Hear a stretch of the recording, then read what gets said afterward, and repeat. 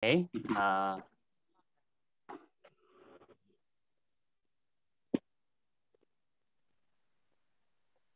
kita bersyukur pada pagi hari ini kita dapat berkumpul sekali lagi. Dimanapun kita berada pada pagi hari ini, ya kita percaya Tuhan ada bersama dengan kita. Di mana firman Tuhan mengatakan, 2-3 orang berkumpul di dalam namaku, aku ada bersama dengan kamu.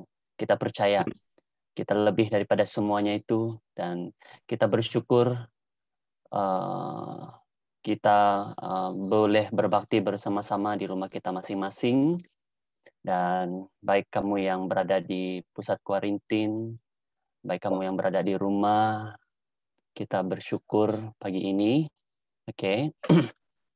Mari kita sama-sama, sebelum kita mulakan kita punya kebaktian pada pagi hari ini, mari kita ambil masa dan waktu ini, kita sekali lagi kita mengingatkan saudara kita Miki yang sudah pergi, yang sudah kembali ke pangkuan Bapa. Dan mari kita ambil masa ini, kita mau berdoa khususnya untuk keluarga mereka, khususnya istri mereka, istri Miki yang berada di HUKM.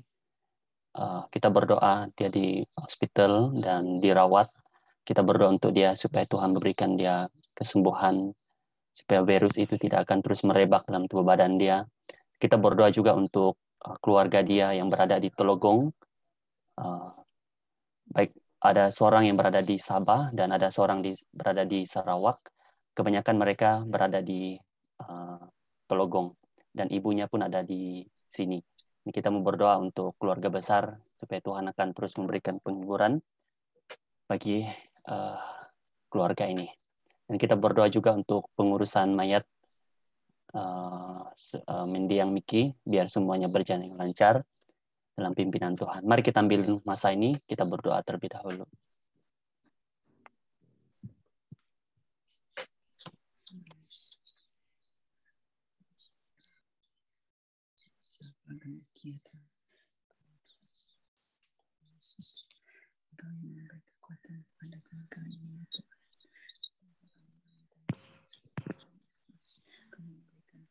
Kepada keluarga mereka ya Tuhan.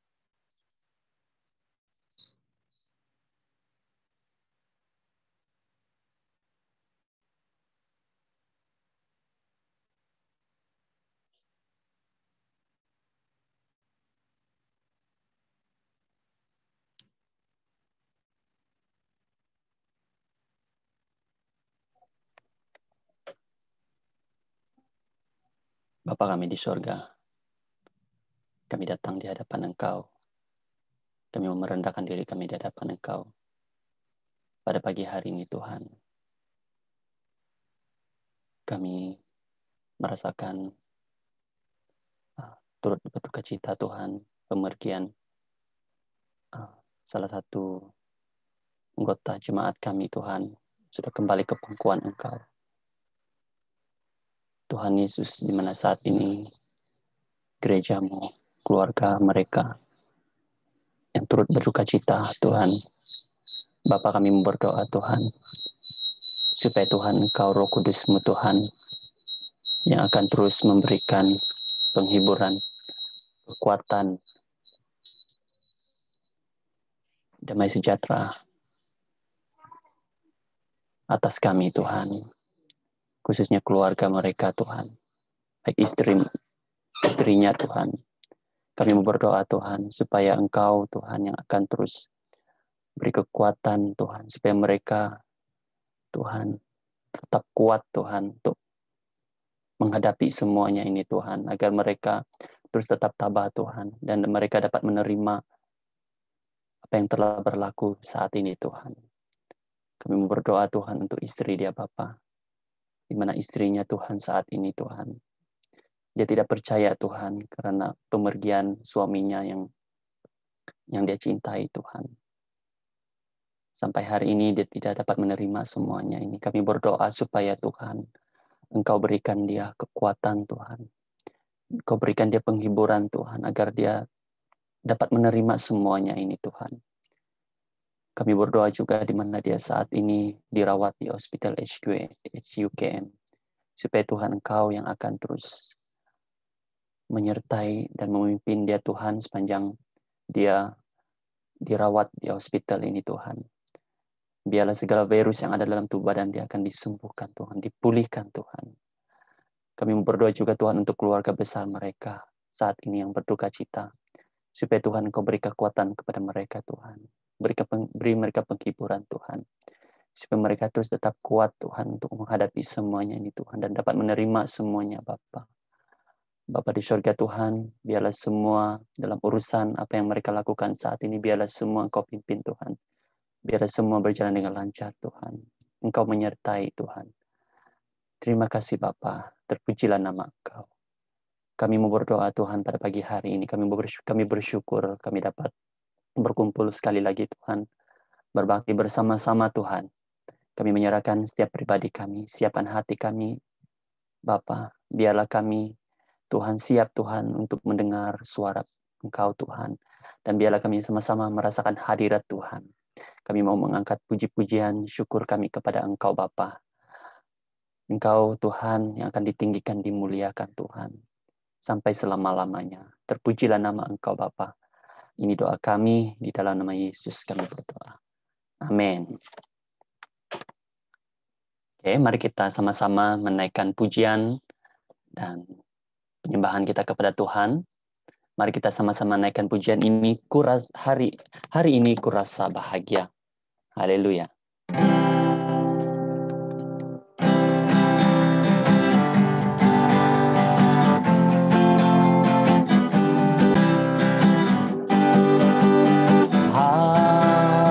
Hari ini kurasa bahagia, berkumpul bersama saudara seiman. Tuhan Yesus telah satukan kita tanpa memandang di antara kita. Bergandengan tangan dalam kasih, dalam satu hati, berjalan dalam terang kasih Tuhan. Kau sahabatku, kau saudaraku, tiada yang dapat memisahkan kita. Kau sahabatku, kau saudaraku, tiada yang dapat memisahkan kita.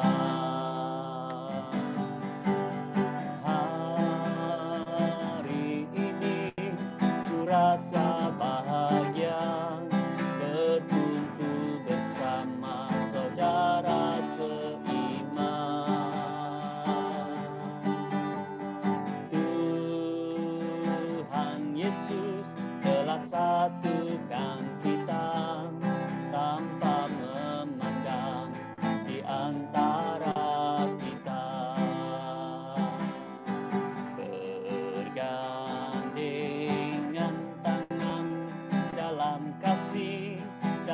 satu hati, berjalan dalam terang kasih Tuhan.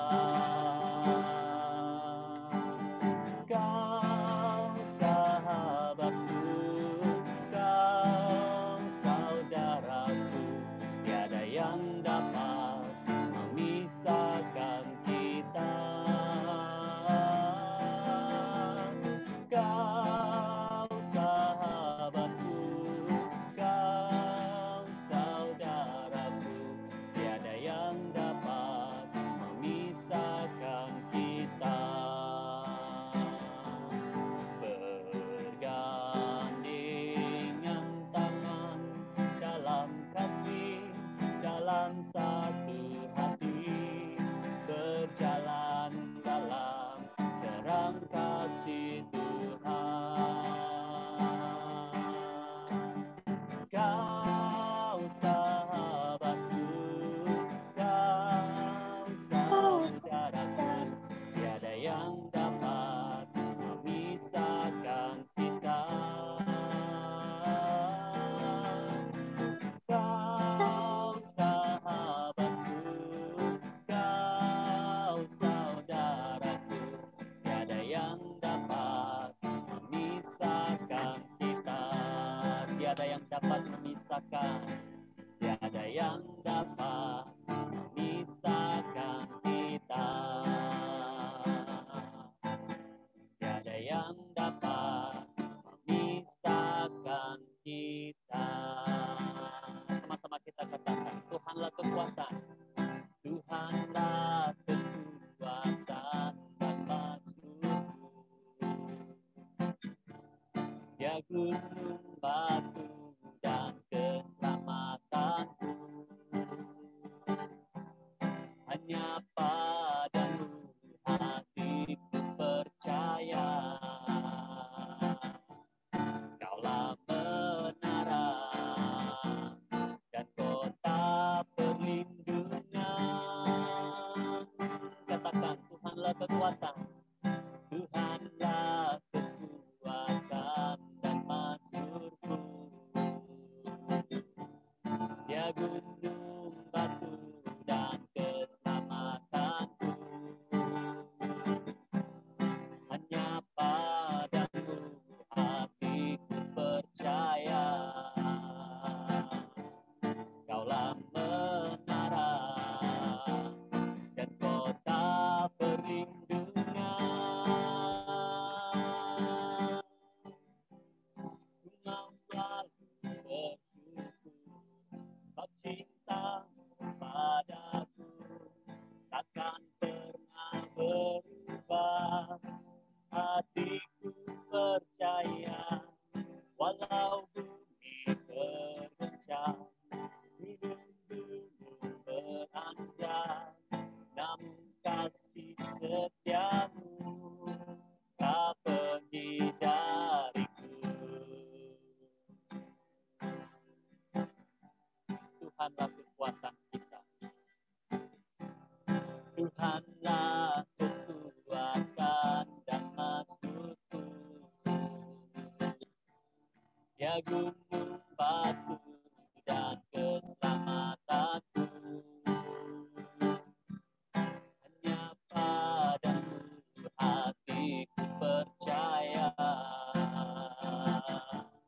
Kaulah menara dan kota perlindungan. Ku mau selalu bersyukur, sebab cintamu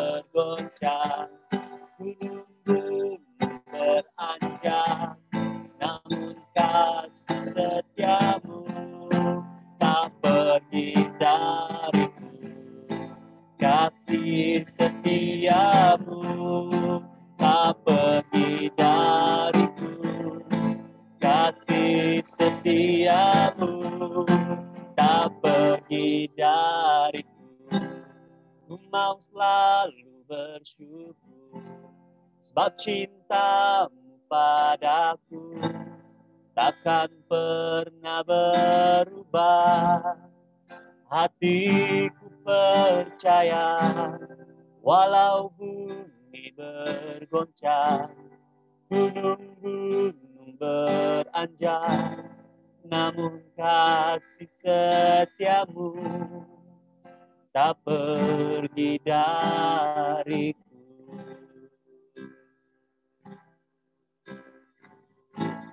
Sama-sama kita katakan, tinggikan dirimu, tinggikan dirimu, mengatasi langit, kebesaranmu Tuhan, mengatasi bumi, tinggikan dirimu, mengatasi langit, kemuliaan-Mu Tuhan, mengatasi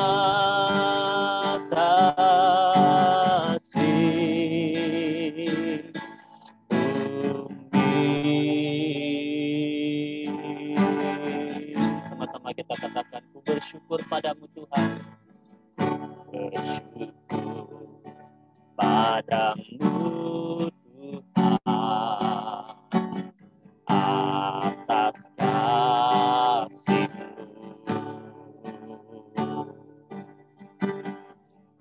bermasmur bagi nama-Mu yang kudus.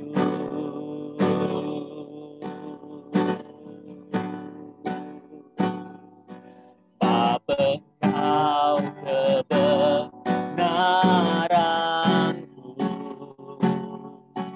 padamu ku percaya, betapa mulianya Tuhanku, ku rindu menyatakan, tinggikan dirimu, mengatasi langit,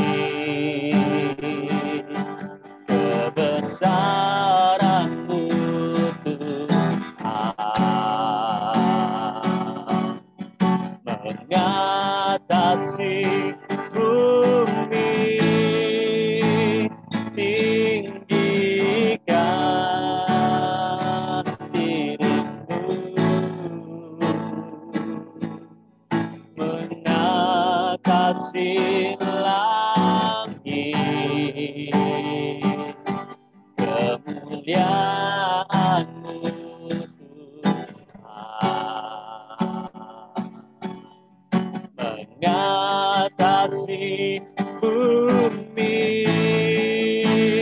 tinggikan dirimu,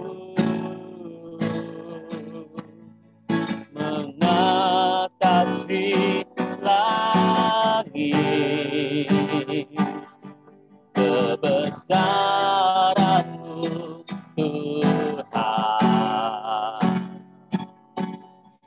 mengatasi bumi, tinggikan dirimu, mengatasi langit,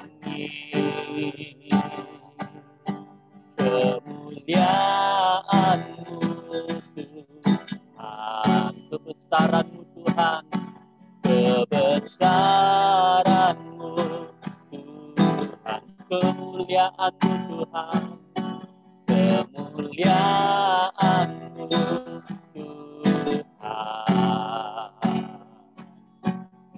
Mengatasi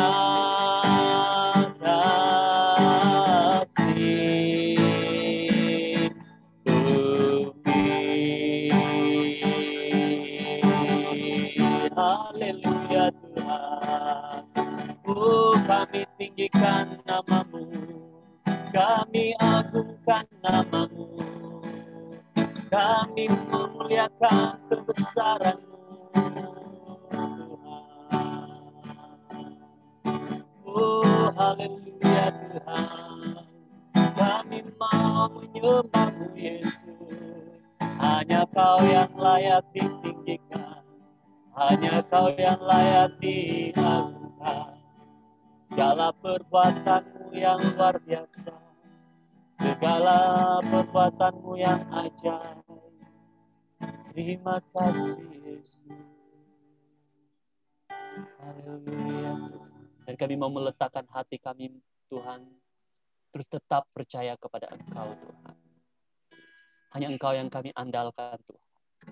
Hanya Engkaulah harapan kami Bapa. Tidak ada tempat lain Tuhan. Hanya Engkau Tuhan. Ajar kami Tuhan terus tetap Tuhan bersyukur dan memuliakan nama Engkau Tuhan. Ajar kami Tuhan terus tetap Bapa berharap kepada Engkau Tuhan. Walaupun kami Tuhan seringkali Tuhan, kami mengandalkan kekuatan kami, kemampuan kami Tuhan. Seringkali kami Tuhan, kadangkala kami mengandalkan segala apa yang kami ada Tuhan. Ajar kami Tuhan, supaya kami terus tetap melihat kepada Engkau Bapa.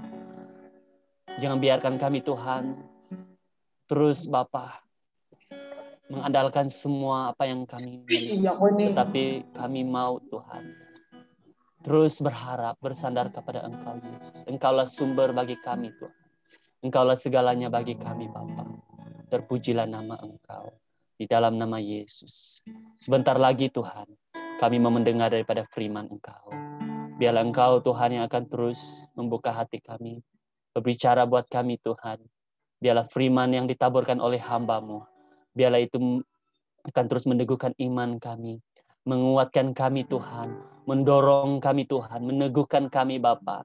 Mendisiplinkan kami Tuhan. Mengubah hidup kami Tuhan. Hanya firman-Mu Tuhan yang dapat mengubah hidup kami Tuhan. Hanya firman-Mu Tuhan yang benar Tuhan. Yang kami percaya Tuhan. Biarlah Roh Kudus-Mu bekerja di tengah-tengah kami Tuhan. Setiap pribadi kami Bapa. Terpujilah nama Engkau. Di dalam nama Yesus. Amin. Masa ini saya serahkan kepada Pastor Doris yang membawa kita firman Tuhan.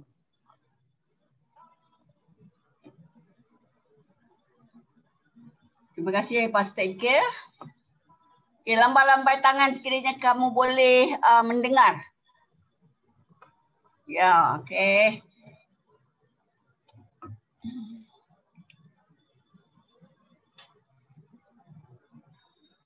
Juga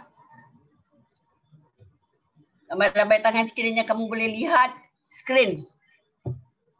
Boleh dapat skrin? Alright. Okey. Pagi ni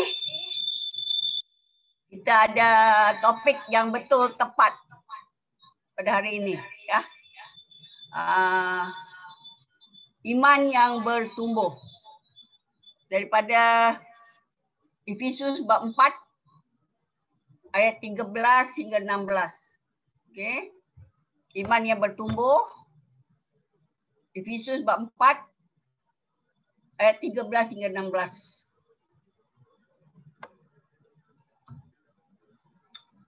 Mari kita baca ya bersama-sama dari versi Borneo. Dengan itu, kita semua mencapai kesatuan dalam iman dan pengetahuan akan anak Allah agar menjadi dewasa dan miliki pertumbuhan yang sesuai dengan kadar kesempurnaan Kristus. Maka kita tidaklah lagi berupa kanak-kanak. Dipukul ombak dan ditiup ke sana ke sini oleh setiap angin pengajaran orang, tipu daya manusia dan putar belit muslihat jahat. Sebaliknya, kita sentiasa bercakap benar dalam kasih dan bertumbuh dalam segala hal ke arah Dia yang menjadi kepala, yaitu Kristus. Daripadanya seluruh tubuh yang dihubungkan dan dijalin erat oleh setiap sendi dalam kelengkapannya, manakala setiap bahagian menjalankan peranan masing-masing, bertumbuh untuk meneguhkan dirinya dalam kasih.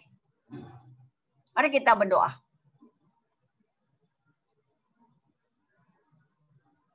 Bapa, kami sangat bersyukur Tuhan kerana Engkau adalah Tuhan yang peduli. Engkau adalah Tuhan yang mengasihi. Dan Engkau adalah kepala kami. Engkau adalah ketua kami. Engkau adalah segalanya. Hari ini biarlah kami dengar firman Engkau. Biarlah itu jelas. Dan juga Tuhan, biar firman Engkau membuatkan hidup kami terang dan kami akan melakukan firman Engkau. Dan kami akan berbuah. Dan kami akan teguh. Dan kami akan jadi kuat di dalam Engkau. Terima kasih Bapa. Dalam nama Yesus kami sudah berdoa. Amin. Okay. Iman yang bertumbuh perlu proses. Kita punya iman tak akan terus kuat. Tak akan terus kita jadi handal, hebat, luar biasa. Tidak. Ia adalah satu proses di mana perlu ada beberapa perkara yang kita boleh bertumbuh dan berbuah. Kalau kita tanam pokok pun dia bukan terus kita tanam besok berbuah. Ambil masa untuk kita menguruskannya. Pastikan ada air, pastikan ada cahaya mata, pastikan ada baja, pastikan semua. Pastikan tidak ada ulat-ulat datang makannya. Pastikan tidak ada lain-lain. Siput datang makan dia punya daun. Jadi macam-macam kita harus jaga supaya pokok ini boleh bertumbuh dengan segar dan sihat, sama juga dengan iman kita. Okey, kita cerita sikit. Sebelum Mac 18, 2020. Wah, hidup kita masa tu ingatlah. Kalau ada Kaamatan, Gawai, Christmas, kalau ada apa-apa memang ramai ramai dan memang happy lah. Hidup kita betul-betul enjoy. Kita kalau kita pergi shopping, kita pergi makan, makaning orang kata, makan bersama-sama. Kita travel, kita pergi travelling seperti apa Asia bilang everyone can fly ya. Jadi semua orang memang pergi travelling. Semua itu memang kalau kita fikirkan memang kita rindu masa itu. Ya. Asal kita boleh jumpa, kita boleh peluk, kita boleh apa orang kata high five semua tu semua boleh. Tapi sekarang kita kena orang kata tu penjarakan, distancing lagi, kita kena nak senyum pun tidak boleh, kena pakai mask. Kan? Memang susah. Memang sangat-sangat sulit, sangat-sangat susah. Dan selepas kita ada PKP ni, memang hidup kita berubah. Ya memang berubah langsung. Orang yang berkahwin pun kan tidak boleh jemput. Baru-baru ini saya dengar kena saman kerana dia ada perkahwinan, dia panggil fotografer. Lepas tu kena saman. Jadi memang sangat macam tertekan semua orang. Tak boleh buat. Jumpa pun siapa-siapa pun kita dah biasa nak bersalam. Dah biasa orang kata berpeluk. Tapi semua itu dah tidak boleh. Ya, jadi memang sudah sangat lain. Jadi bagaimana dengan iman kita? Sebelum Mac 18 itu macam mana? Adakah dia teguh, adakah dia kuat? Bagaimana dengan Tuhan? Adakah masa itu Tuhan adalah yang pertama, yang utama, yang paling penting dalam hidup kita? Dan selepas itu apa terjadi? Selepas Mac 18, sudah 15 bulan ini, dah lebih pada 1 tahun. Kita hidup, yang hari-hari kita dengar, stay home, stay safe kan. Yang kita dengar, anak-anak kita pun tahu COVID. Dulu tak pernah dengar sanitize. Kita tak pernah dengar banyak perkataan. Sekarang sampai apa orang kata, nak pergi vaksinasi. Sampai budak kecil pun tahu. Sampai kita tahu tu AZ, Sinovac, macam-macam. Semua kita tahu banyak perkataan daripada tak tahu-tahu. Ya, dulu tak pernah pakai mask. Dan kita tahu dulu yang pakai mask, kita pergi jumpa doktor. Doktor pun tak pakai mask dulu. Ya, yang pergi mungkin kita pergi hospital mungkin ada, tapi tidak ada orang pakai mask. Kita pergi mana-mana tidak ada. Tetapi selepas Mac 18 memang wajib. Kita tahu PKP 2 bulan. Lepas tu kita ada PKPB, ada bersyarat tu lagi. Lagi 2 bulan. Lepas tu ada PKPP, pemulihan. Lama pemulihan, dia kata akan sampai Mac 31. Tetapi kerana banyak orang tak taat dengan SOP, tak dengar, degil.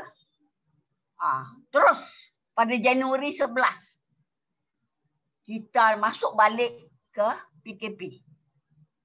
Dan PKP itu terus sampai macam-macam lah. Ada yang PKP sekejap PKPD, ada macam-macam. Diperketatkan lah macam-macam. Terus sampai Mei kita hidup macam betul-betul tertekan. Okey? Dan baru-baru ini kita tahu bahawa kita punya PKP daripada Jun 1 sampai 14 disambung. Sambung sampai Jun 28. Sampai sekarang kita pun tidak tahu sampai bila hidup kita begini. Tetapi apapun, iman kita tak boleh berhenti. Iman kita tidak boleh PKP. Tidak. Iman kita harus teguh dan harus bertumbuh. Dan musim COVID ini, saya nak bagi tahu. Banyak orang fikir kalau mereka, dia buat lain pada lain, dia fikir, kami handal lah. Kami, orang kata tak boleh pergi keluar, kami keluar. Ramai-ramai, makan-makan. Dan juga ada yang fikir, tak boleh makan, kan kita kan tak boleh makan dekat luar. Tapi mungkin ada di antara kita ramai makan. Walaupun di rumah kita sendiri, kita makan ramai-ramai. Tapi apa terjadi? Kita boleh tipu orang pihak MKM, kita boleh tipu pihak polis, kita boleh tipu semua orang. Tapi kita tidak boleh tipu COVID. COVID datang melanda. Baru-baru ni kita tahu, tadi Pastor Ike sudah beritahu juga pagi tadi, memang kita turut berduka cita. Ya, kerana saudara kita Yesaya, yang kita selalu panggil dia Miki, dia pulang bersama Tuhan Yesus. Memang Pengkhotbah bab 3 ayat 1 mengatakan, bagi segala sesuatu ada musimnya. Dan bagi sesuatu ada pun di bawah kolong langit ada waktunya. Inilah waktu saudara kita yang Yesaya untuk pulang. Jadi waktu kita masih di sini. Biarlah kita hidup seperti Filipi 1:21 mengatakan, bila kita hidup, biarlah kita hidup untuk Kristus. Sekiranya kita mati, biarlah itu keuntungan. Kerana kita tahu, kita tak perlu menderita lagi, kita pergi ke syurga. Dan tapi sekarang kita yang hidup di bumi ini, biarlah kita hidup untuk Kristus. Kita bukan hidup untuk sendiri. Sebab itu kita tidak boleh buat apa yang kita suka. Ya, buat apa yang kita suka. Kita tak mau patuhi SOP. Itu kita suka-suka, suka akulah pun aku nak buat. Jangan. Kita hidup di bumi ini biar kita hidup untuk Kristus. Kita taati apa yang diperintahkan. Iman daripada Ibrani bab 11 ayat 1 mengatakan, iman adalah kepastian akan perkara-perkara yang diharapkan. Keyakinan akan perkara-perkara yang tidak dilihat. Ya, banyak yang kita tak boleh lihat itu. Yang kita harapkan tapi kita ada kepastian. Itulah iman. Ada 3 tahap. Ada 3 tahap untuk iman kita bertumbuh. Dan ini akan kita lihat di teks, okey, di Efesus. Iman yang bertumbuh. Saya akan fokus kepada Efesus bab 4. Yang pertama, kesatuan iman dan pengetahuan yang benar. Yang kedua, kedewasaan penuh. Kita perlu matang. Yang 3, pertumbuhan yang sesuai dengan kadar kesempurnaan Kristus. Okey. Kita lihat yang pertama. Seperti Efesus bab 4 ayat 13 mengatakan, dengan itu kita semua mencapai kesatuan dalam iman dan pengetahuan akan anak Allah agar menjadi dewasa. Okey? Dan miliki pertumbuhan yang sesuai dan kadar kesempurnaan Kristus. Jadi untuk kita bertumbuh, kita harus ada kesatuan iman. Efesus bab 3 yang bab 4 ayat 3 mengatakan, dan berusaha memelihara perpaduan dalam roh dengan ikatan sejahtera. Kita sendiri mesti ada kesatuan. Iman kita mesti sama. Kalau iman kita berbeza, susah untuk kita ada kesatuan. Kalau kita tidak percaya sama perkara, kepercayaan kita tentang Yesus, tentang iman kita tidak berlainan, kita tidak boleh bersatu. Dan kita tidak boleh bertumbuh. Kita asyik-asyik nak bergaduh saja.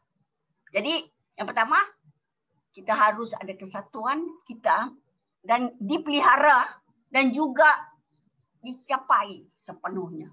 Maksudnya kita harus berusaha. Bila dia sebut mencapai, itu maksudnya kena berusaha. Berusaha apa? Pengetahuan akan anak Allah. Kita mesti berusaha untuk menambah pengertian, pengetahuan kita tentang anak Allah. Ya, bagaimana? Kalau kita nak tahu tentang kebenaran, kita kena baca Alkitab. Kita kena selidiki Alkitab. Ya, kita kena baca dan juga itu sebab kita pergi ke CG, itu sebab kita belajar. Itu sebab kita membaca. Kita harus belajar supaya kita tahu tentang anak Allah dan Tuhan Yesus. Yang kedua, mesti ada kedewasaan penuh. Kita mesti matang. Okey. Jemaah adalah tubuh yang sedang bertumbuh menuju kedewasaan penuh. Maksudnya kita ni bukan, tadi saya kata itu satu proses. Kita bukan terus semua jadi Shalom Fellowship jadi dewasa. Tidak. Kita sudah 21 tahun. Semakin hari semakin sepatutnya kita dewasa.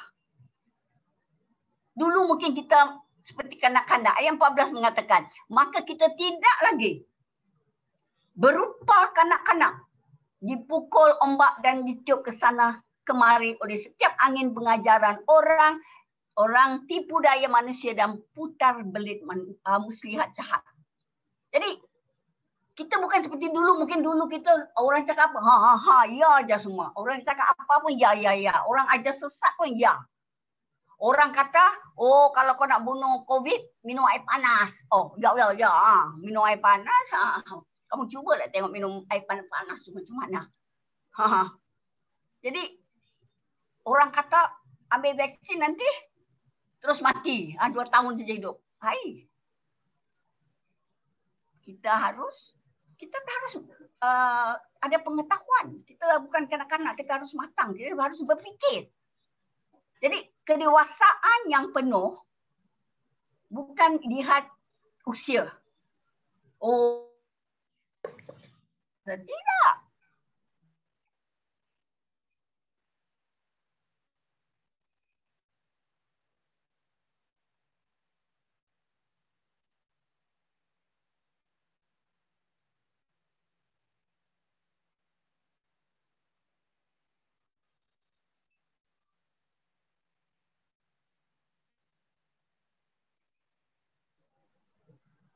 Boleh dengar?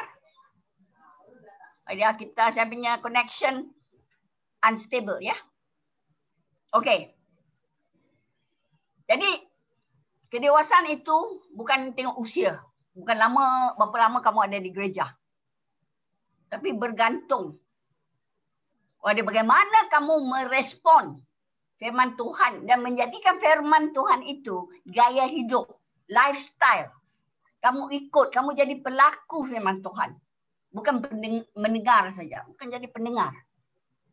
Jadi itu akan membuat kamu dewasa. Kedewasaan itu kamu mesti harus ada banyak rintangan, halangan.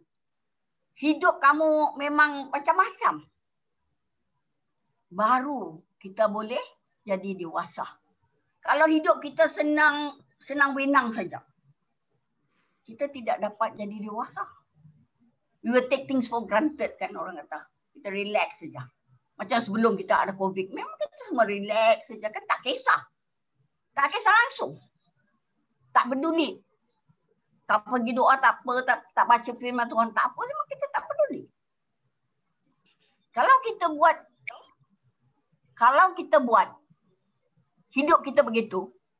Kita tak dapat jadi dewasa penuh orang kata.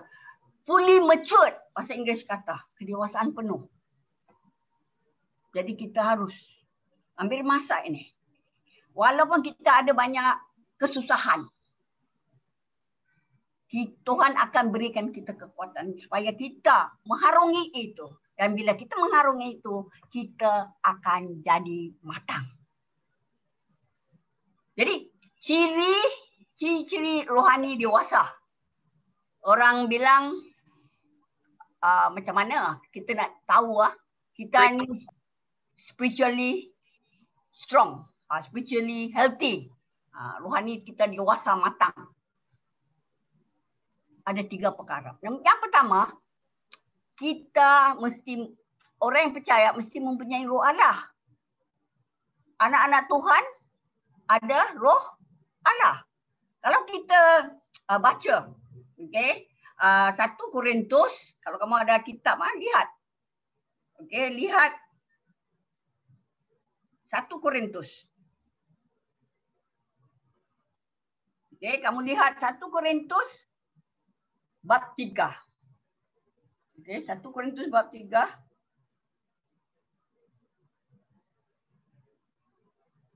Ya. Okey. Mari kita lihat 1 Korintus Tengok, telefon saya pun sudah stuck. Okey, saya baca dalam versi. Okey, baca dalam versi bahasa Malaysia. Okey, kita lihat 1 Korintus 1 Korintus bab 3 mulai ayat 1 hingga 3. Okey. Saudara-saudaraku, sebenarnya aku tidak dapat bercakap dengan kamu seperti bercakap dengan orang yang mempunyai roh Allah. Aku terpaksa bercakap dengan kamu seperti bercakap dengan orang yang masih dikuasai keinginan duniawi. Atau seperti bercakap kepada orang yang masih kanak-kanak dalam kepercayaan mereka kepada Kristus. Dahulu aku memberi susu, bukan makanan yang dewasa, kerana kamu belum boleh terimanya. Tetapi sekarang pun kamu masih belum dapat menerima ajaran yang lebih dalam, kerana kamu masih hidup menurut tabiat manusia. Apabila kamu iri hati dan saling bertengkar, bukankah hal itu membukti bahawa kamu masih hidup menurut tabiat manusia seperti orang yang tidak mengenal Allah? Jadi kita sebagai anak-anak Tuhan harus mempunyai roh Allah.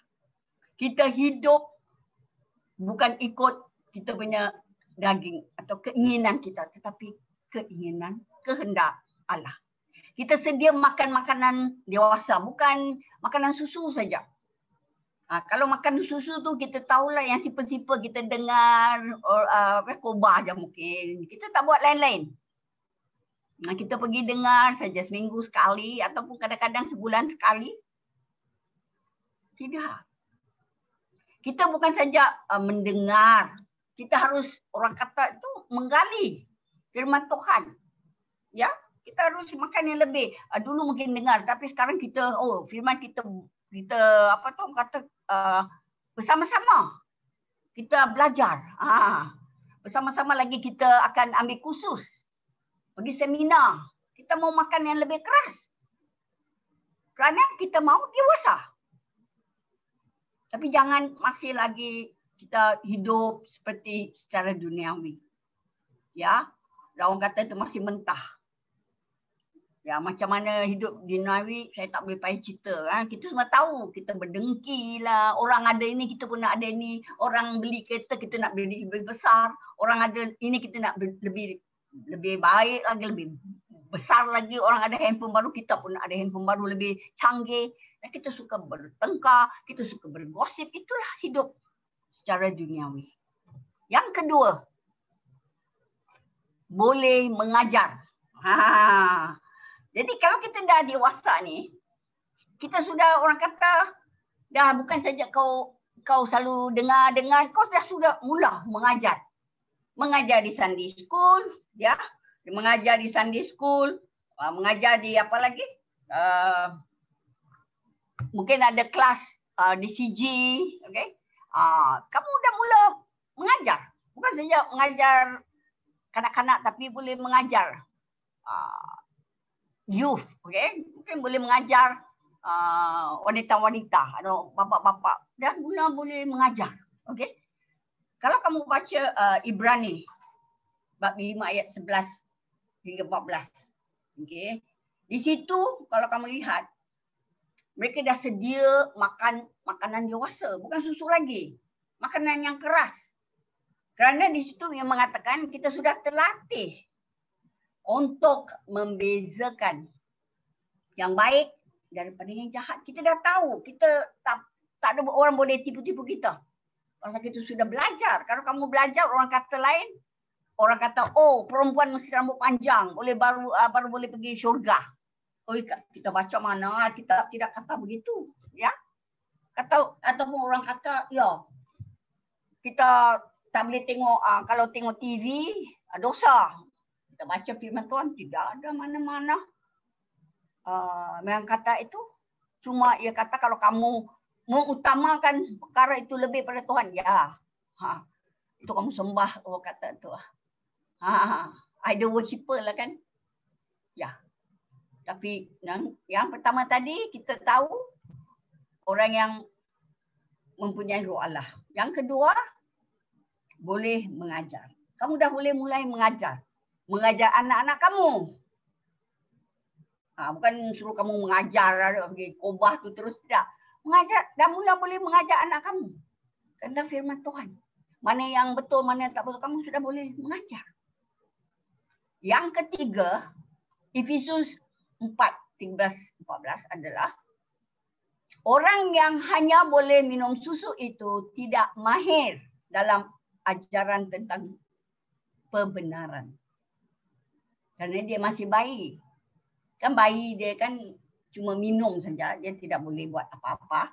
Jadi Alkitab tadi mengatakan rohani yang dewasa tidak mudah diombang-ambing. Ya, angin tiup ke kiri dia pergi ke kiri, angin tiup ke kanan dia tidak senang diheret dalam ajaran sesat. Dan kita hanya pegang teguh dari kebenaran firman Tuhan.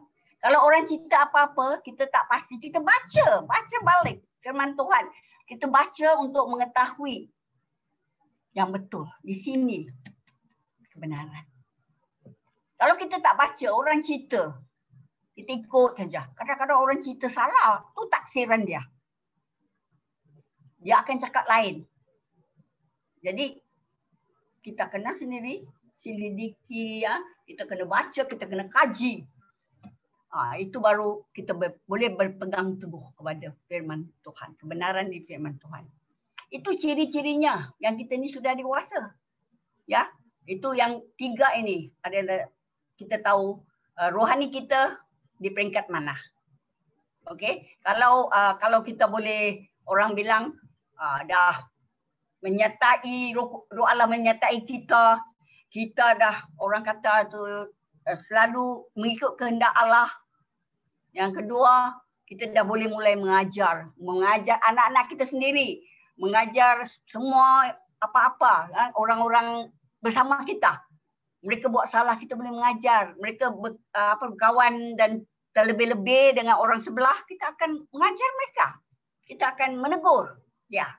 Dan yang ketiga, kita yang berpegang teguh kepada kebenaran Allah. Yang ketiga, maksudnya tadi kan kita tahu, ya, kita tahu yang apa yang kita mau, sekiranya kita mau bertumbuh. Yang ketiga adalah pertumbuhan yang sesuai. Yang saya sudah bilang, kena ada satu proses. Bagaimana? Apakah buktinya yang iman kita bertumbuh? Okey? Apa buktinya? 1 daripada ayat 13b, Efesus teks kita mahu seperti Yesus. Sebab itu yang dulu lagi. Lagu yang saya suka. Bagaikan bejana kan. Ku mau sepertimu Yesus. Itu lagu yang saya sentiasa nyanyi. Dan ayat itu mengatakan dan pengetahuan akan anak Allah agar menjadi dewasa dan memiliki pertumbuhan yang sesuai dengan kadar kesempurnaan Kristus. Maksudnya kita harus ada pengetahuan tentang Yesus Kristus. Kalau kita tidak kenal dia, macam mana kita nak mengasihi dia?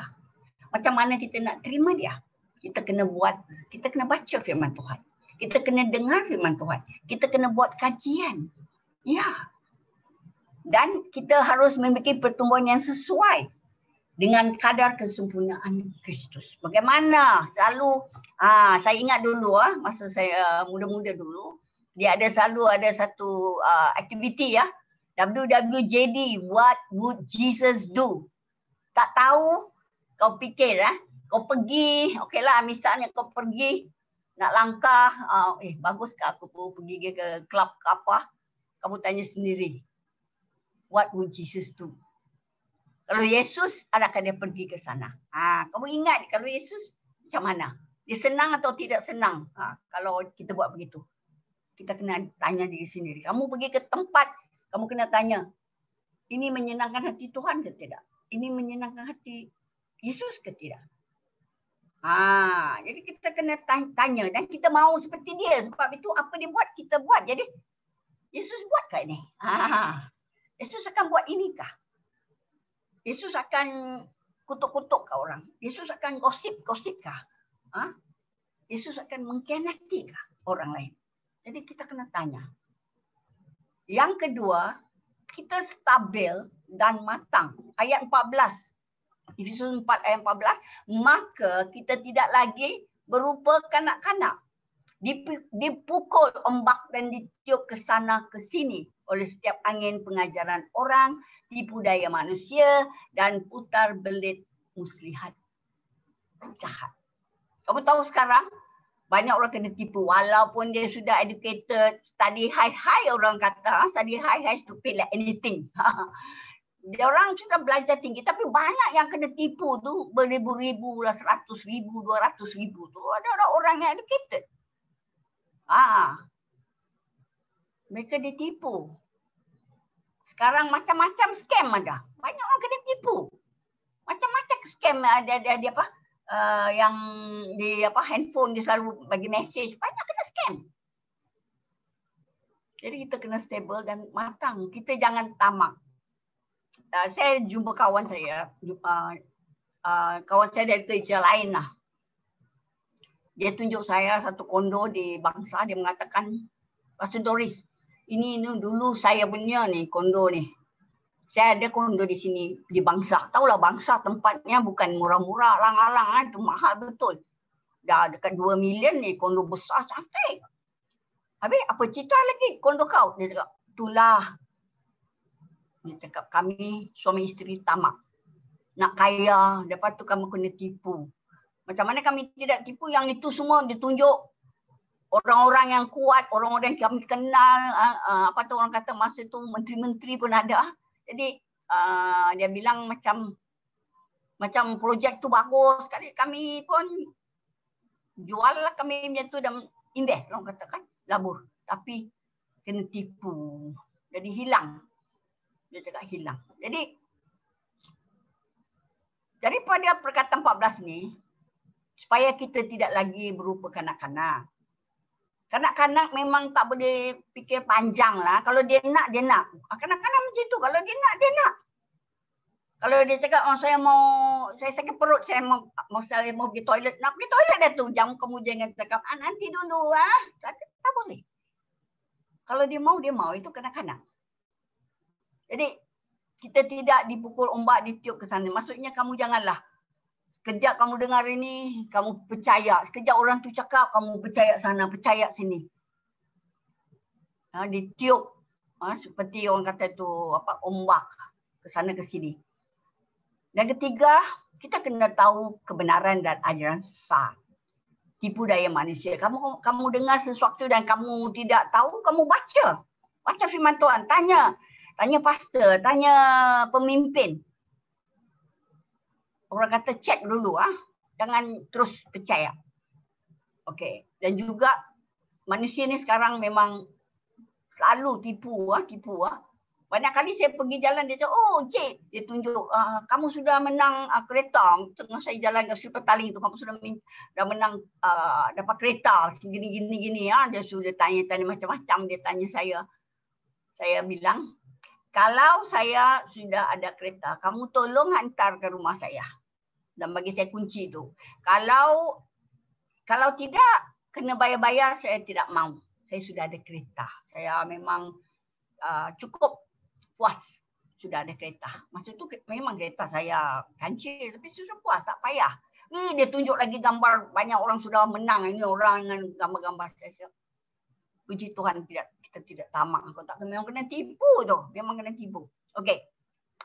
Kita juga mesti bijak untuk kenali putar belit muslihat jahat. Kita kena bijak untuk tahu itu. Orang bila dia putar belit dan dia jahat, kita kena bijak. Ada discernment, orang kata tahu. Orang ini putar belit, kita terus dah tahu. Yang dia tu mau tipu kita. Kita kena bijak. Banyak kali kita ni selalu kena tipu. Okey, jadi kita kena bijak. Yang ketiga, ayat 15. Sebaliknya, kita sentiasa bercakap benar dalam kasih dan bertumbuh dalam segala hal ke arah Dia menjadi kepala, iaitu Kristus.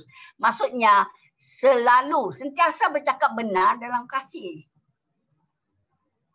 Jangan tipu-tipu, jangan buat pandai-pandai, tak perlu. Jadi, bercakap benar dalam kasih ini bukan senang. Nak cakap benar pun bukan senang. Tak apalagi dalam kasih. Jadi, cakap benar maksudnya, kalau perkara itu benar, kita cakap. Orang nak kahwin di sebelah tu, kamu kena cakap yang benar. Kalau kamu kahwin begini. Habislah generasi kamu lagi. Kamu tak akan jadi, tak ada generasi kamu lagi. Begitu, kamu kena cakap yang benar. Tapi dengan kasih, janganlah. Habislah kau akan pergi neraka. Macam itu bukan dalam kasih. Jadi ada benda yang orang main dengan api, kita kena tegur. Kita cakap benar. Tapi cara kita cakap itu, kena cakap dengan kasih. Saya dulu memang tak reti cakap dengan kasih. Terus terang, habislah. Kalau ada orang kata dengan kamu ni rambut kamu tu macam sarang burung lah. Macam apa? Macam nenas macam ni atau apa-apa. Muka kamu tu macam jambu batu macam itu. Tidak baguslah. Kalau itu pun benar, kita kena cakap dalam kasih. Mungkin kita kata, mungkin kamu cuba ini pakai ini gitu. Ataupun kalau kita tengok dia punya rambut tak mari, saya rasa kamu kalau potong pendek macam ni lebih bagus, sesuai. Ataupun pakaian kamu ni lebih sesuai begini. Kalau suami, janganlah cakap isteri saya tak pandai jaga lah apa. Kamu nak dia cantik, kau bawa, kau belilah baju cantik-cantik. Kan kita bagi dia uruskan rambut dia cantik-cantik. Walaupun kita cakap benar, tapi pandai-pandai kita cakap. Jangan cakap macam terus terang dan itu melukai. Tak dah, kita kena cakap dengan kasih. Jadi kebenaran dengar ini, kebenaran tanpa kasih, itu akan jadi sangat keras. Kalau kita cakap tanpa kasih lah. Kita main cakap je, laser tau. Itu macam menindas, itu menolak. Kita tak boleh cakap, kamu ni bodoh lah. Betul-betul bodoh. Macam mana kamu boleh buat macam ni? Jadi, itu keras. Kita kena cakap, kalau kamu tidak pasti, tidak tahu, kamu tanya orang yang lebih mahir ataupun orang yang tahu hal ini. Tanya. Okey? Ataupun kamu tanya, kamu cek dengan Alkitab, kamu tanya begini-begini. Jangan kamu, begitu caranya. Jangan bodohnya kau. Jangan cakap itu. Itu akan buat kita jadi, orang kata tu, kita pula jadi hakim lah. Yang ketiga, lagi satu, itu kebenaran tanpa kasih. Memang kita ni menindas orang, kita menolak. Tapi kasih tanpa kebenaran, dia jadi lembut, jadi lemah dan kita mungkin bias, berat sebelah. Kalau kamu tiada kebenaran, kamu mengasihi, okey, anak saya beli itu, kasih dia duit banyak-banyak. Oh, ini apa? Kasih kan? Itu merosakkan. Itu akan membuat kita lemah. Dan itu akan membuat kita bias. Kita tidak ajar dia kebenaran. Walaupun kita kaya. Kita tak perlulah bagi anak kita. Dia baru saja dia dalam persekolahan, kasih 1,000. Kasih dia 1,000. Dia ambil duit banyak RM100. Ada, saya tengok orang budak tu ambil RM100 pergi kat kantin nak show off. Bapak dia kasih RM100 untuk pergi kantin. Mana orang kantin ada duit tukar kan? Jadi, kalau kita kasih tapi kita tidak ada kebenaran, itu memang akan runtuh juga orang itu, rosak. Kita akan buat dia jadi lemah.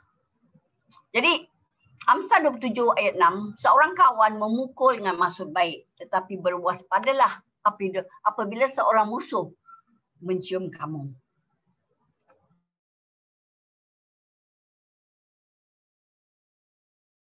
Dia marahlah kerana kalau kita tengok mungkin dia ni selalu makan daging aja.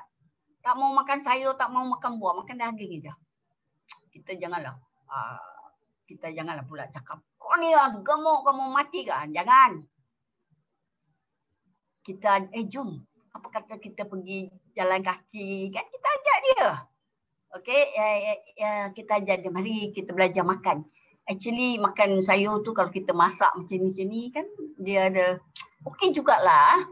Ajak dia makan buah-buahan, salad, fruit salad, apa salad, kita ajar. Bukan terus suruh dia makan, tak boleh. Tapi kita kena dengan maksud baik. Walaupun kita cakap dengan dia ini makanan begini akan merosakkan badan kita lah. Jadi dia walaupun dia cakap begitu, kita mungkin marah. Orang kawan baru tegur kita. Orang pasal dia peduli. Sebab tu dia cakap. Tapi dia cakap berhati-hati lah. Orang yang musuh kamu yang mencium kamu semua cakap kamu baik, kamu apa semua tu, budik-budik kamu, dia musuh kamu tau. Dia bukan kawan kamu. Dia tak peduli pun. Lantak kau, dia kata. Yang keempat, ayat 16. Daripadanya seluruh tubuh yang dihubungkan dan dijalin erat oleh setiap sendi dan kelengkapannya. Manakala setiap bahagian menjalankan peranan masing-masing, bertumbuh untuk meneguhkan dirinya dalam kasih. Ayat 16 tadi kita baca, bermaksud kita menjalankan peranan masing-masing untuk melengkapi satu sama lain, untuk meneguhkan dirinya dalam kasih, membantu, saling, orang kata itu saling meneguhkan satu sama lain. Kita bertumbuh bersama-sama di gereja. Kan? Bersama-sama kita bertumbuh, bersama-sama kita bekerja, bersama-sama kita main peranan kita. Jadi sebab itu baru kita ada satu sense of belonging, ada rasa kepunyaan dalam hubungan, dalam gereja. Kita mesti ada satu sense of belonging. Jangan cakap kita rasa alamak itu apa gereja Shalom Fellowship tu ayah. Saya pergi je kat gereja, saya tak mau peduli. Saya datang untuk menyembah Tuhan, itu cukup. Itu belum cukup, itu belum matang. Kita kena sama-sama main peranan. Kalau kita boleh mengajar, kita mengajar. Kalau kita tak pandai mengajar, kita boleh susun kursi, kita susun kursi. Kalau kita pandai, orang kata main muzik, kita main muzik. Kalau kita pandai nyanyi, kita nyanyi. Jadi apa-apa kita boleh buat supaya kita ni, orang kata terjalin mesra lagi, erat lagi, kita melengkapi satu sama lain, kita main peranan kita. Ada orang pandai promosi, ada orang pandai pandai doa, ada orang memang doa tu memang macam lifestyle, dia memang selalu doa. Ada orang dia selalu tolong orang. Tolong orang itu dia punya peranan, menolong. Mendorong orang. Ada orang memang mendorong, motivasikan orang. Itu memang peranan satu sama lain untuk kita semua bertumbuh, untuk kita teguh. Tapi semua mesti dalam kasih. Okey? Dan tahu siapa bos kita. Itu yang sebab bos kita adalah, kepala kita adalah Tuhan Yesus. Bos kita tu. Lain bukan bos lah. Selalu kita dengar bosku. Lain semua bukan bos lah. Hanya Yesus adalah bosku. Jadi, saya mau mengakhiri dengan firman ini. Ibrani bab 11 ayat 6 mengatakan, tetapi tanpa iman, mustahil didapati keredaannya. Sesiapa yang datang kepada Allah, mesti beriman bahawa Allah wujud dan dia memberi ganjaran kepada mereka yang berusaha untuk mencarinya. Jadi kita tak boleh datang kepada Allah. Without faith, we cannot see God. Tanpa iman kita tak dapat datang untuk orang kata berintim dengan dia, untuk ada satu hubungan yang akrab. Tidak boleh. Harus ada iman. Harus percaya. Baru kita boleh datang. Macam mana dengan iman kita? Adakah kita ni tak dapat datang pada Tuhan? Kerana kita kurang percaya. Kita ragu-ragu lagi tentang Tuhan. Jangan kita ragu-ragu dengan Tuhan. Kesimpulannya hari ini. Untuk iman kita bertumbuh, mengikut Efesus bab 4 tadi. Ayat 13 hingga 16. Yang pertama, kita bersatu dan serasi oleh iman yang sama. Ya, kita selalu fellowship kalau ada iman yang berlainan, lain percaya, yang ada cakap ini, yang ada cakap itu, tak serasi, tak bersatu, kita tak boleh bertumbuh.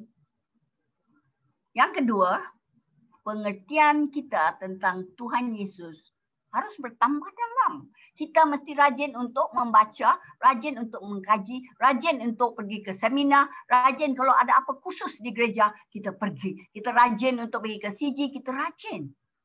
Kerana anything orang kata, anything to do with Jesus, Tuhan kita. Kita rajin untuk belajar. Kita rajin untuk berusaha. Yang ketiga, kita akan menjadi matang dan sempurna seperti siapa? Seperti Yesus. Itu untuk kita punya iman bertumbuh.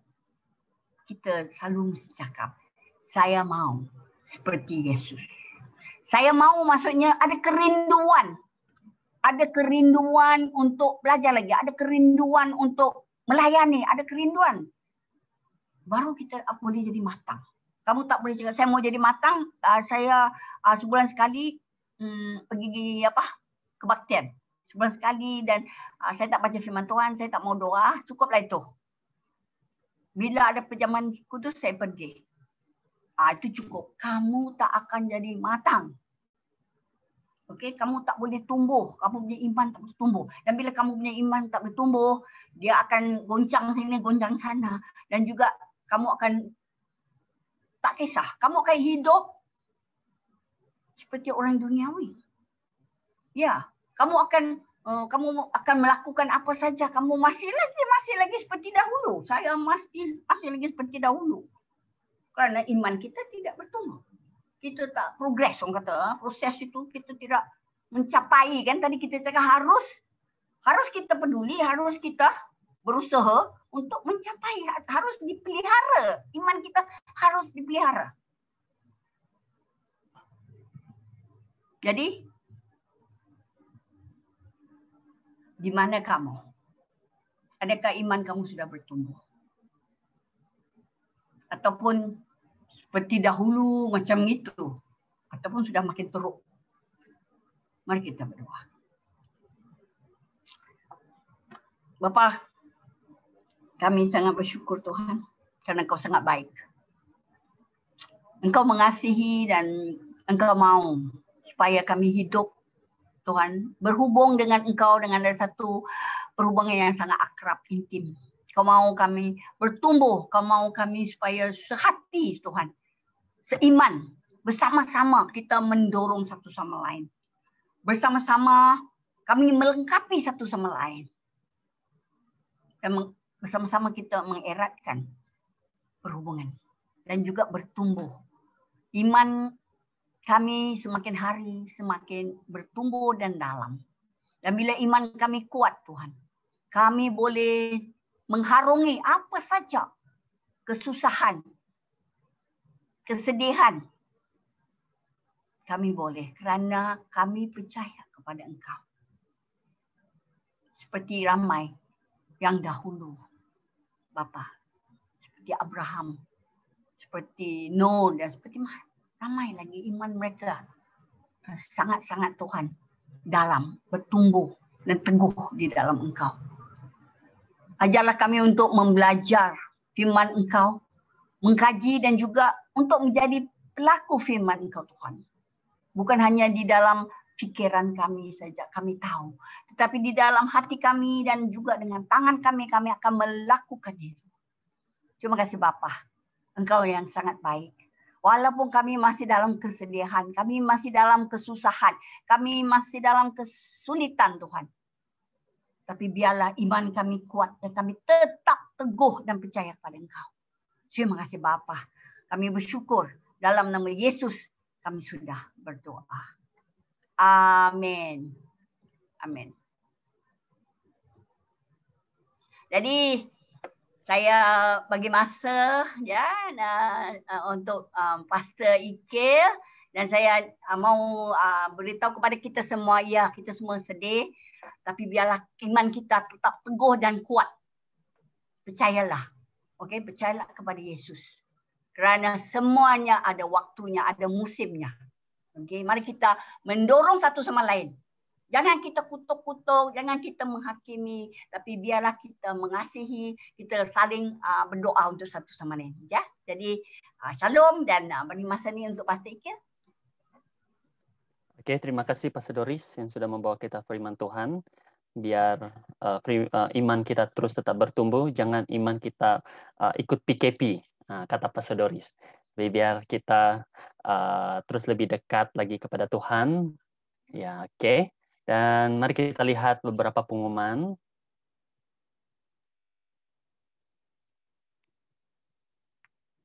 Oke. Oke, pengumuman yang pertama. Oke. Kemarin kita sudah sedia maklum bahwa saudara kita Miki sudah mengembus nafas yang terakhir pada jam 3:30 di Hospital Serdang. Dia dimasukkan hospital pada 3 hari bulan 6 tadi, dan dia bertarung nyawanya dari 3 hari bulan sampai kemarin. Jadi di mana dia ada masalah dua bau pinggang rosak, dan ya mengibatkan dia mengibatkan kematian adalah virus COVID-19 yang sudah merebak dalam tubuh badan dia, merosakkan seluruh organ-organ yang ada dalam tubuh badan dia, menyebabkan dia tidak bertahan lama untuk hidup. Jadi dia memerlukan oksigen untuk membantu dia bernafas karena paru-paru dia sudah dijangkiti dan seluruh organ itu sudah virus itu sudah merebak. Jadi kita terus berdoa untuk keluarga Miki dan juga istri dia yang berada di Hospital SUKM, karena dia juga merasa lemah dan dia juga ada menggunakan alat pernapasan membantu dia bernapas juga, istri dia. Oke, jadi berdoa untuk istri dia lah. Sesiapa yang mau menghulurkan pemberian kasih kepada keluarga mendiang ini, kamu boleh membuat pemindahan online, kepada saudari Junati, di CIMB Bank, dan nomor namanya di situ Junati binti John 7038118758. Kamu boleh terus memindahkan sekiranya kamu mau memberi. Dan Miki ini dia adalah salah satu jemaat kita. Jemaat kita dari tahun lepas, dan dia juga seorang yang aktif dan semangat giat untuk dia mengikuti CG Abraham. Dia tidak pernah skip ya. Dia skip pun masa dia kakinya bengkak lah, tak sehat. Jadi dia seorang yang semangat lah untuk mengikuti di CG Abraham. Jadi kita bersyukurlah, kita harus mencontohi teladan yang dia sudah berikan kepada kita. Walaupun dia sakit-sakit, tetapi dia tetap juga semangat untuk mencari Tuhan. Ya, dia begitu haus akan Tuhan. Jadi itu untuk mendiang kita, Yesaya ataupun Miki. Dan seterusnya juga kebaktian kita. Ini adalah hari yang kedua, saya rasa kan kita hari yang kedua, ya betul. Hari yang kedua kita menggunakan aplikasi Zoom berbakti. Jadi hari ini dan juga minggu depan kita akan berbakti secara online, aplikasi Zoom jam 9 pagi. Jadi termasuk para pelayan. Jadi di gereja kita tidak dibenarkan lagi untuk berbakti di situ. Jadi di mana situasi kita, status di negara kita Malaysia PKP lagi. Jadi kita terus berbakti di rumah masing-masing. Terus menggalakkan kita punya jemaat, menggalakkan kita punya ahli keluarga, anak-anak kita, dan teman serumah dengan kita untuk terus berbakti bersama-sama. Kita bersyukur hari ini kita begitu ramai sekali untuk berbakti pada hari ini.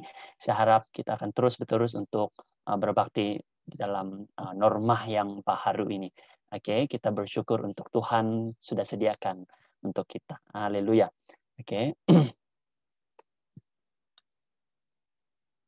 Untuk kelompok sel kita, kelompok sel tetap berjalan seperti biasa menggunakan aplikasi Zoom. Oke, ambil perhatian semua. CG gabungan kita yaitu setiap minggu, minggu yang keempat. Oke, ambil perhatian semua. Kita akan bergabung bersama-sama berkelompok sel pada setiap minggu yang keempat. Oke, minggu akhir. Jadi kita akan bertemu, oke, kelompok sel gabungan kita pada 30 hari bulan 6 nanti. Oke, kita akan bersekutu bersama-sama. Oke, galakan kita punya anak-anak, oke, teman serumah untuk kita bersama-sama berkelompok sel. Oke. Dan seterusnya sekolah minggu juga, oke, nanti jam 11 pagi mereka ada sekolah minggu, jadi terus menggalakkan anak-anak kita bagi ibu bapak, terus galakan supaya mereka terus dapat bersekutu bersama-sama di dalam kebaktian online Zoom ini, sekolah minggu, jam 11 pagi. Dan persekutuan doa gereja juga, oke, setiap hari Isnin jam 8:30 malam. Mari kita menggalakkan jemaat untuk terus bersekutu dan berdoa bersama-sama. Dan persekutuan pemuda-pemudi juga, Shalom Fellowship, masih menggunakan aplikasi Zoom. Oke, hari Sabtu minggu depan kita akan adakan persekutuan muda-mudi ini bulan minggu yang pertama dan juga minggu yang ketiga. Oke, jam 6:30 petang. Oke, ini adalah laporan Shalom Cares, oke, bantuan MCO pada Jun, MCO 3.0. Oke, ini adalah yang kita sudah edarkan bagi mereka yang terjejas daripada terkesan COVID-19. Oke, ini adalah ini laporannya. Oke, bantuan. Oke, kita sudah memberikan uang tunai kepada 3 keluarga RM350 dan juga bantuan makanan dan 1 keluarga Shalom dan 2 keluarga daripada luar. Oke, yang tidak percaya kepada Tuhan lah, yang belum mengenal Tuhan lah. Oke, sebanyak RM383.75. Oke, dan juga bantuan makanan untuk 2 keluarga yang positif COVID. Ya, sebanyak RM356.40. Jadi semua perbelanjaan yang kita sudah keluarkan, oke, semua dia RM1.090.15. Ini untuk semua 12 keluarga ini. Oke, 12 keluarga ini untuk MCO 3.0 itu di bulan Jun. Jadi kita sudah menerima, kita terima untuk tabung Shalom Cares, oke, di mana kita diberkati, ada yang sponsor daripada luar yang memberi, dan juga ada yang jemaat-jemaat yang memberi untuk Shalom Cares. Jadi kita sudah menerima RM1.300. Oke, sekiranya kamu mau ingin memberi untuk pelayanan Shalom Cares ini, oke, Shalom Cares ini masih aktif lagi ya, pelayanan ini untuk membantu orang yang terkesan positif. Oke, COVID-19 yang terjejas dalam pekerjaan. Oke, kamu boleh masuk ke transfer online. Oke, tulis di sana Shalom Cares. Oke. Ini adalah laporan Shalom Cares di mana 2 keluarga dari DPPR Muhibah Bukit Jalil. Ada 2 keluarga ini. Oke, kita sudah berikan kepada mereka, kita sudah hantar bantuan ini kepada mereka. Oke, ini mereka yang belum mengenal Tuhan lah, belum percaya kepada Yesus. Oke, ini adalah ada 4 keluarga yang positif COVID yang kita sudah hantar minggu lepas. Oke, kita hantar di depan rumah mereka dan mereka sendiri mengambilnya. Oke, jadi itu laporan daripada dan juga pelayanan Shalom Cares apa yang kita sudah buat lah. Oke. Oke, itu saja kita punya untuk laporan kita punya Shalom Cares, dan uang persembahan dan juga persepuluhan dan juga tabung bangunan dan tabung Shalom Cares dan juga tabung-tabung Thanksgiving dan semuanya, dan juga uang persembahan kelompok sel kamu boleh transfer online. Oke, di Public Bank di Shalom Fellowship 32215930009, dan kamu boleh hantar receipt itu ke nomor Shalom Fellowship. Dan juga bagi kamu yang tidak boleh menggunakan transfer online, kamu boleh kumpulkan uang persembahan kamu boleh serahkan kepada saya. Oke. Dan kita lihat di sini di mana jemaat kita yang positif, COVID-19 setakat ini, di mana kita lihat di sini ada nama-nama, ada 16 orang yang positif COVID-19 di jemaat kita, di mana Dulam dan Doni, di mana mereka di pusat kuarantin. Kita bersyukur Doni ada bersama dengan kita, ya, bersekutu bersama-sama, di mana mereka saat ini di kuarantin lah, di pusat kuarantin Serdang, yang Angkakai, Rangai, Labius, yang mereka ini Aldino, Saniang, Mila, Ontel, Pami, Kokolola, Ujang, mereka ini kuarantin di rumah masing-masing.